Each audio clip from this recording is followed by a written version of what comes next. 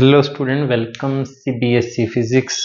तो problem easy है, बस थोड़ा सा यहाँ घुमा रखा है, direction of torque with excessive. बाकी प्रॉब्लम आसान है। तो एक इलेक्ट्रिक डाइपोल मोमेंट दिया हुआ है हमें आई plus 0.6 J into 10⁻⁻29 coulomb metre इसके यूनिट होते हैं, और इलेक्ट्रिक फील्ड दे रखा है लॉन्ग जेड एक्सिस 1.0 इंटू 10⁴ के वोल्ट पर मीटर। टॉर्क कितनी एक्ट कर रही है? तो टॉर्क हमारी होती है cross product P cross E। तो जब भी हमें कंपोनेंट दिए हों तो +1 में हमने सीख रखा है कि कैसे टॉर्क फाइंड आउट करनी है आई जे के। तो पहले P के कंपोनेंट 0.8, 0.6 और 0 के कंपोनेंट तो है नहीं। इलेक्ट्रिक फील्ड का सिर्फ हमारे पास के कंपोनेंट, ये बाद में कर देंगे 10⁻⁻⁻। तो क्रॉस प्रोडक्ट करना आता है हमको लोअर क्लासेस से। 0.6 इंटू 1, पहले इसको ढक लेते हैं, आप इससे मल्टीप्लाई करते हैं। आई 0.6 इंटू 1.0 0.6 ही आने वाला है, -0 माइनस जे, तो हो जाएगा 0.8 0 इंटू 0 0 प्लस के। ये सीखी नहीं हुई तो +1 से अब सीखनी पड़ेगी आपको ए क्रॉस बी प्रोडक्ट करना। कई बार आ जाता है इस तरह का प्रॉब्लम, 0 माइनस 0।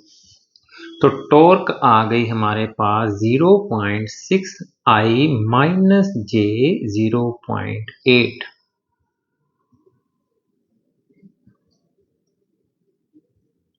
तो अभी उसने मैग्नीट्यूड और डायरेक्शन दोनों पूछे हुए, तो हमने अलग से डायरेक्शन नहीं पूछी कि कितना एंगल बनाती है टॉर्क विद एक्स एक्सिस, ये पूछा हुआ। यहाँ थोड़ा सा इसने ट्विस्ट दे रखा है।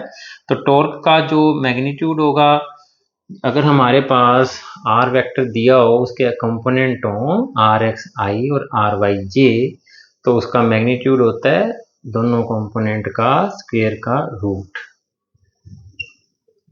तो यहाँ पर 0.6 का स्क्वायर प्लस 0.8 का स्क्वायर का रूट 0.36, 0.64, और जब इनको ऐड करेंगे तो बन जाएगा ये 1 का रूट 1 ही होता है। अभी 10 की पावर्स रह गए जो थोड़ी सी मिस्टेक होने के चांसेस हैं। 10 की पावर -29 इंटू 10⁻7। तो आंसर आ गया, टॉर्क का मैग्नीट्यूड आ गया हमारे पास 1 इंटू 10⁻⁻22 न्यूटन मीटर। छोटी छोटी बातें ध्यान रखने वाली होती हैं। अभी फाइंड आउट करना है टॉर्क कितना एंगल बनाती है एक्स एक्सिस के साथ। तो ये फिर से मैं याद दिलाऊंगा अपनी +1 की ही बात, कि जब भी कोई वेक्टर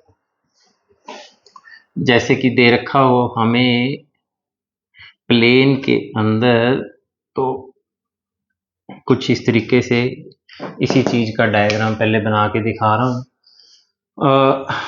ये होता है हमारा इधर x component along i axis और y component along j axis. ये हमारा टेंजेंट बीटा, अपन इसको कहते हैं टेंजेंट थीटा भी कह देते हैं, परपेंडिकुलर बाय बेस। तो R Y upon R X, X axis के साथ एंगल देख रहे हैं अपन। तो टेंजेंट बीटा जो होता है वो होता है हमारा R Y upon R x.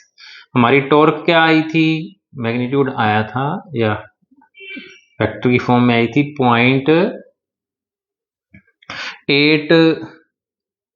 0.6 आई माइनस 0.8 जे इंटू 10⁻22 था। वो दोनों बार था तो वो कैंसिल हो जाना है हमारा।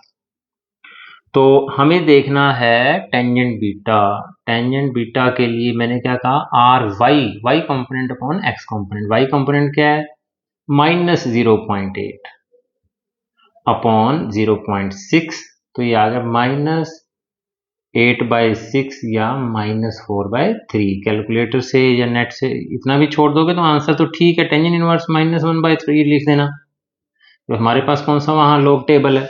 अगर लॉग टेबल है तो आप देख सकते हैं कि ये -53 डिग्री आएगा विद एक्स इस तरह, ठीक है, माइनस का मीनिंग। तो थैंक यू बच्चों, ये थोड़ा सा ट्विस्ट था, +1 की बेसिक नॉलेज यूज हुई हमारी, बाकी ऊपर वाली प्रॉब्लम आसान थी।